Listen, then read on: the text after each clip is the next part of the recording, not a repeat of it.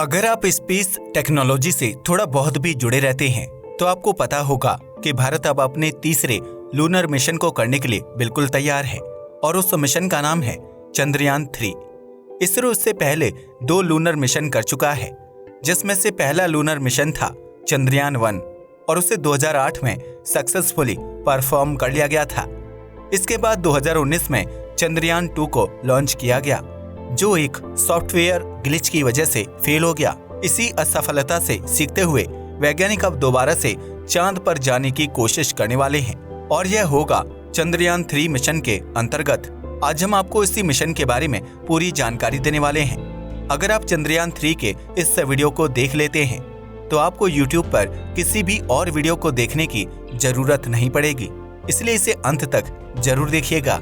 चंद्रयान 3 पर आने से पहले आइए जानते हैं कि आखिर चंद्रयान 2 मिशन क्यों किया गया था और इसकी असफलता का कारण क्या था। जब से दूसरे ग्रहों पर इंसानों को भेजने की बात शुरू हुई है, तब से हमारी पृथ्वी के चांद पर बहुत सारे मिशन किए जा रहे हैं। अमेरिकन स्पेस एजेंसी नासा से लेकर चाइना तक सभी स्पेस एजेंसी चांद पर जाकर अपने एक बेस को सेटअप करना चाहती हैं। चंद्रयान 2 मिशन के अंतर्गत भारतीय वैज्ञानिक चांद पर पहली बार सफलतापूर्वक सॉफ्ट लैंडिंग करना चाहते थे। सॉफ्ट लैंडिंग का मतलब होता है किसी भी ग्रह पर इस तरीके से लैंड करना कि उससे स्पेसक्राफ्ट को जरा सा भी नुकसान ना पहुंचे और वह बिल्कुल आराम से लैंड हो जाए। इसके लिए आमतौर पर थ्रस्टर्स का इस्तेमाल किया जाता है। चंद्रयान 2 मिशन के 3 मुख्य ऐसे हिस्से थे, जिसमें से पहला हिस्सा था ऑर्बिटर। जैसा कि इसके नाम से ही पता चलता है, यह चांद के ऑर्बिट में रहते हुए उसकी परिक्रमा करता रहता है और जरूरी डेटा को वैज्ञानिकों तक भेजता रहता है। इसी ऑर्बिटर के जरिए वैज्ञानिक स्पेसक्राफ्ट के बाकी हिस्सों से भी कांटेक्ट कर पाते हैं। इस मिशन का दूसरा हिस्सा था विक्रम लैंडर। जैसा कि इसके नाम से भी पता चलता है, इसका काम था चांद की सतह पर सही सलामत लैंडिंग करना, जिसे सॉफ्ट लैंडिंग भी कहा जाता है। इसी लैंडर के अंदर मौजूद था प्रज्ञान रोवर। रोवर एक स्पेसक्राफ्ट का वह हिस्सा होता है जो सतह पर उतरने के बाद बिल्कुल एक टॉय कार की तरह इधर उधर घूमता है और सतह को एनालाइज करता है। इसी रोवर में कैमरा भी अटैच होता है, जो ग्रह या चांद की तस्वीरें लेकर वैज्ञानिकों को भेजता रहता है। कई बार रोवर का इस्तेमाल सैंपल कलेक्शन के लिए भी किया जाता है। वैज्ञानिक ऐसा मंगल ग्रह पर भेजे गए रोवर से कई बार करवा चुके हैं। जब चंद्रयान 2 मिशन को लॉन्च किया गया था तो सब कुछ सही जा रहा था। इसका ऑर्बिटर चांद के ऑर्बिट में बिल्कुल सही सलामत पहुंच गया था और वो आज भी उसका चक्कर लगा रहा है। मिशन के फेल होने की शुरुआत तब हुई जब चांद की सतह से 2.1 किलोमीटर की ऊंचाई पर वैज्ञानिकों का लैंडर से कनेक्शन टूट गया। यह कनेक्शन किसी सॉफ्टवेयर में होने वाली खराबी की वजह से टूटा था और इस कनेक्शन को रिस्टोर करने में इतना समय लग गया कि विक्रम लैंडर चांद पर क्रैश लैंड कर गया। यहीं पर चंद्रयान 2 मिशन असफल हो गया। सॉफ्ट लैंडिंग ना कर पाने का मतलब ये बिल्कुल नहीं है कि यह मिशन पूरी तरीके से फेल था। वैज्ञानिकों द्वारा लॉन्च किया गया ऑर्बिटर आज भी चांद के चक्कर लगा रहा है और अभी भी वह हमें चांद से जुड़ी महत्वपूर्ण जानकारी भेजता रहता है। इसका इस्तेमाल वैज्ञानिक चंद्रयान 3 मिशन में भी करने वाले हैं और यही कारण है कि इस मिशन में ऑर्बिटर की मैन्युफैक्चरिंग नहीं की गई है। अब सवाल ये आता है कि आखिर सॉफ्ट लैंडिंग करना जरूरी क्यों है और वैज्ञानिक एक मामूली स्पेसक्राफ्ट को चांद की सतह पर सॉफ्ट लैंड क्यों नहीं करा पा रहे हैं। सॉफ्ट लैंडिंग करने की दिक्कत सिर्फ भारत की ही नहीं बल्कि दुनिया भर के और भी कई सारे देशों की रही है। आपको जानकर हैरानी होगी कि दुनिया भर के 196 देशों में से मात्र 3 देश ही ऐसे हैं जिन्होंने चांद की सतह पर सही सलामत सॉफ्ट लैंडिंग की है। वह 3 देश हैं चाइना, अमेरिका और रशिया। अगर भारत चंद्रयान 3 मिशन के जरिए चांद पर सॉफ्ट लैंड करने में सफल हो जाता है तो यह एक स्पेस पावर कंट्री कंसीडर किया जाने लगेगा, क्योंकि यह चौथा ऐसा देश होगा जिसने इस कठिन मिशन को सक्सेसफुली कर लिया होगा। आपको जानकर हैरानी होगी कि चंद्रयान 2 मिशन के लॉन्च होने के कुछ ही महीने पहले इजराइल ने भी चांद पर सॉफ्ट लैंड करने की कोशिश की थी। उनका मिशन ऑलमोस्ट 99% सक्सेसफुल हो गया था, लेकिन चांद की सतह पर लैंड करने से मात्र 5 मीटर की ऊंचाई पर उस स्पेसक्राफ्ट के सारे इंजन अचानक से बंद हो जाते हैं और वह चांद पर क्रैश हो जाता है। उस स्पेसक्राफ्ट का नाम था बेरीशीट और इसे इजराइल की स्पेस एजेंसी द्वारा मैन्युफैक्चर किया गया था। सिर्फ इजराइल ही नहीं बल्कि जापान भी चांद पर सॉफ्ट लैंडिंग करने की कोशिश कर चुका है और यह इवेंट तो मात्र कुछ महीने पहले ही हुआ था। 25 अप्रैल 2023 को जापान की एक प्राइवेट स्पेस कंपनी ने चांद पर हकुतो आर नाम के एक लैंडर को भेजा था। इसका भी मात्र एक ही मिशन था और वो था चांद पर सही सलामत सॉफ्ट लैंडिंग करना। बिल्कुल भारत के चंद्रयान 2 मिशन की तरह ही ये भी मिशन एक सॉफ्टवेयर ग्लिच की वजह से फेल हो जाता है और जापान चांद पर सॉफ्ट लैंड करने वाला चौथा देश बनने से चूक जाता है। इससे ये बात तो साफ हो जाती है कि चांद पर सॉफ्ट लैंडिंग करना कोई आसान बात नहीं है, लेकिन चांद पर सॉफ्ट लैंडिंग करना हर देश के लिए एक बहुत इम्पोर्टेंट चीज है। चांद हमारी पृथ्वी से मात्र 3,84,000 किलोमीटर की दूरी पर मौजूद है, जो इस ब्रह्मांड की बड़ी डिस्टेंसेस के सामने कुछ भी नहीं है। यहाँ पर स्पेसक्राफ्ट भेजने में कम समय और कम पैसे लगते हैं और इसीलिए वैज्ञानिक चांद को एक प्रैक्टिस ग्राउंड समझते हैं। अगर कोई भी स्पेस एजेंसी चांद पर सॉफ्ट लैंडिंग करना सीख जाती है तो उसके लिए बाकी ग्रहों पर जाना और वहां पर स्पेसक्राफ्ट्स को सॉफ्ट लैंड कराना बच्चों का खेल हो जाएगा। वैज्ञानिक खुद ये कहते हैं कि सॉफ्ट लैंडिंग करना एक टेक्निकल चीज नहीं बल्कि एक आर्टिस्टिक चीज है, यानी ये भी एक कला है जिसे प्रैक्टिस के साथ मास्टर किया जा सकता है। आज नासा इतने सारे सॉफ्ट लैंडिंग मिशंस को इतनी आसानी से इसलिए कर लेता है क्योंकि वहाँ के वैज्ञानिकों को ऐसा करने का लंबा तजुर्बा है। अब ऐसा बिल्कुल नहीं है कि नासा सॉफ्ट लैंडिंग करने में कभी भी फेल नहीं हुआ है, लेकिन फेल होने के बावजूद उन्होंने असफलताओं से सीखते सीखते फाइनली सॉफ्ट लैंडिंग की आर्ट को मास्टर कर लिया है। जहां नॉर्मल स्पेस एजेंसी थ्रस्टर्स के जरिए सॉफ्ट लैंडिंग करने की कोशिश करती हैं, वहीं नासा के वैज्ञानिक पैराशूट के जरिए भी सॉफ्ट लैंडिंग करना सीख गए हैं। जैसा कि आप अपनी स्क्रीन पर चल रही वीडियो में देख सकते हैं कि कैसे नासा का या मार्शियन स्पेसक्राफ्ट पैराशूट के जरिए उसकी सतह पर लैंड कर रहा है। लेकिन यहाँ तक जाने के लिए हमें सबसे पहले थ्रस्टर्स के जरिए ही सॉफ्ट लैंडिंग की कला को मास्टर करना पड़ेगा। सॉफ्ट लैंडिंग का एकमात्र मकसद होता है स्पेसक्राफ्ट को बिना झटके के आराम से सतह पर उतारना। इसके लिए लैंड करने से थोड़े समय पहले स्पेसक्राफ्ट की रफ्तार को कंट्रोल्ड तरीके से कम करना पड़ता है और यही वह हिस्सा है जो सॉफ्ट लैंडिंग को इतना ज्यादा कठिन बना देता है। चंद्रयान 3 में थ्रस्टर्स का इस्तेमाल करके इसकी रफ्तार को कम किया जाएगा। दरअसल जैसे ही कोई स्पेसक्राफ्ट चांद की सतह पर लैंड होने वाला होता है तो यह थ्रस्टर्स एक अपोजिट फोर्स को क्रिएट करते हैं। इसी अपोजिट फोर्स की वजह से स्पेसक्राफ्ट की रफ्तार कम हो जाती है और वह सही सलामत सतह पर लैंड हो जाता है। आपने कभी ना कभी रॉकेट लॉन्च होने का वीडियो तो देखा ही होगा, उसमें भी थ्रस्टर्स का ही इस्तेमाल किया जाता है। यह स्पेसक्राफ्ट के फ्यूल को इस्तेमाल करके थ्रस्ट यानी अपोजिट फोर्स को क्रिएट करते हैं। यही फोर्स जब जमीन पर लगता है तो जमीन खुद ब खुद रॉकेट को ऊपर की तरफ धक्का देती है और रॉकेट को लॉन्च होने में आसानी होती है। यह सब कुछ न्यूटन के तीसरे नियम पर काम करता है, जो ये कहता है कि every action has an equal and opposite reaction. अगर आप एक दीवार पर जो लगाकर उसे पीछे की तरफ धकेलते हैं तो वो भी आपके ऊपर उल्टी डायरेक्शन में फोर्स लगाएगी। इससे आप भी उतना ही फोर्स फील करेंगे जितना वह दीवार कर रही होगी। जब चंद्रयान 3 का लैंडर चांद की सतह पर थ्रस्टर्स की मदद से फोर्स लगाएगा तो चांद की सतह भी उसके ऊपर उल्टा फोर्स लगाएगी, जिससे उसकी रफ्तार कम हो जाएगी और वह चांद पर सॉफ्ट लैंड कर जाएगा। अब यह सुनने में जितना आसान लगता है उतना आसान असल में है नहीं। इसरो के पास एक और बहुत बड़ी दिक्कत है और वो है चांद के साउथ पोल पर लैंड करना। भारत चांद के सामने वाली साइड पर नहीं बल्कि उसके साउथ पोल पर लैंड करना चाहता है। दिक्कत की बात यह है कि अभी तक चांद के इस एरिया को इतना ज्यादा एनालाइज एंड स्टडी नहीं किया गया है। इस वजह से यहाँ के जियोलॉजिकल फीचर्स का एग्जैक्ट अंदाजा लगाना पॉसिबल नहीं है।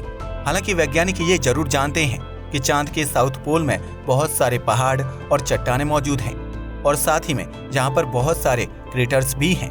आपकी जानकारी के लिए बता दूं कि क्रेटर्स उन गड्ढों को बोलते हैं जो अंतरिक्ष से आने वाले पत्थरों के टकराने की वजह से बनते हैं। मान लीजिए अंतरिक्ष से एक बहुत बड़ा सा पत्थर पृथ्वी पर आकर गिरता है। ऐसे में वह पत्थर जिस गड्ढे की फॉर्मेशन करेगा उसे क्रेटर कहा जाएगा। कई अरब साल पहले बहुत सारे उल्कापिंड और धूमकेतुओं ने चांद की सतह पर एक साथ अटैक किया था। इस वजह से उस पर बहुत विशाल गड्ढों की फॉर्मेशन हो गई थी। आज चांद पर आप जिन धब्बों को देखते हैं वो कोई धब्बे नहीं हैं, बल्कि यही गड्ढे हैं। इन गड्ढों के अंदर सूर्य की रोशनी पर्याप्त मात्रा में नहीं पहुंच पाती और इसीलिए ये बाकी सतह के मुकाबले डार्क कलर के दिखाई देते हैं। चांद के साउथ पोल पर लैंड करने के और भी कई सारे कारण हैं, जिनमें से एक कारण है पानी की अवेलेबिलिटी। चंद्रयान 1 मिशन के अंतर्गत 2008 में वैज्ञानिकों ने यह पता लगाया था कि चांद के साउथ पोल पर पानी मौजूद है। इस डिस्कवरी की वजह से दुनिया की सभी स्पेस एजेंसी पूरी तरीके से हिल चुकी थी। ऐसा इसलिए था क्योंकि किसी ने भी यह एक्सपेक्ट नहीं किया था कि भारत अपने पहले ही लूनर मिशन में इतनी बड़ी डिस्कवरी को कर लेगा। इस डिस्कवरी की पुष्टि करने के लिए नासा ने बाद में रिकॉनिसेंस नाम की एक ऑर्बिटर को चांद पर लॉन्च किया था। इसने यह कंफर्म किया था कि सच में चांद के साउथ पोल पर पानी मौजूद है। इसरो के वैज्ञानिक चंद्रयान 3 को इस एरिया में लॉन्च करने के बाद इसे और भी ज्यादा एक्सप्लोर करना चाहते हैं। यह डेटा आगे चलकर हमारे देश के लिए बहुत महत्वपूर्ण साबित होगा। जैसा कि आपने सुना ही होगा कि नासा अपने आर्टेमिस मिशन के अंतर्गत इंसानों को चांद पर भेजने की प्लानिंग कर रहा है।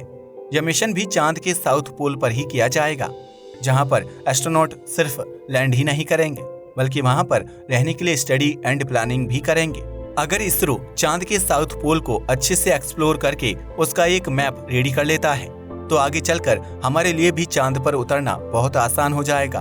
अब शायद आपके दिमाग में ये सवाल हो सकता है कि चांद पर इतनी सारी खाली जगह होने के बावजूद वैज्ञानिक आखिर साउथ पोल पर ही इंसानों को क्यों उतारना चाहते हैं। इसका बहुत सीधा सा जवाब है रेडिएशन। चांद के साउथ पोल पर पूरी तरीके से अंधेरा रहता है और वहां पर सूर्य की रोशनी नहीं पहुंच पाती।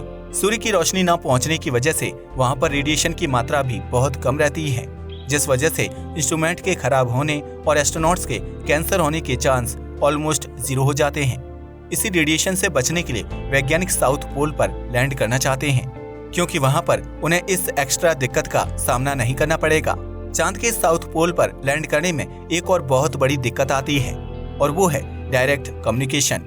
जैसा कि मैंने आपको पहले ही बताया कि चांद का साउथ पोल पृथ्वी से नहीं दिखाई देता है, जिस वजह से यहाँ से वहां तक डायरेक्ट कनेक्शन बनाना पॉसिबल नहीं है।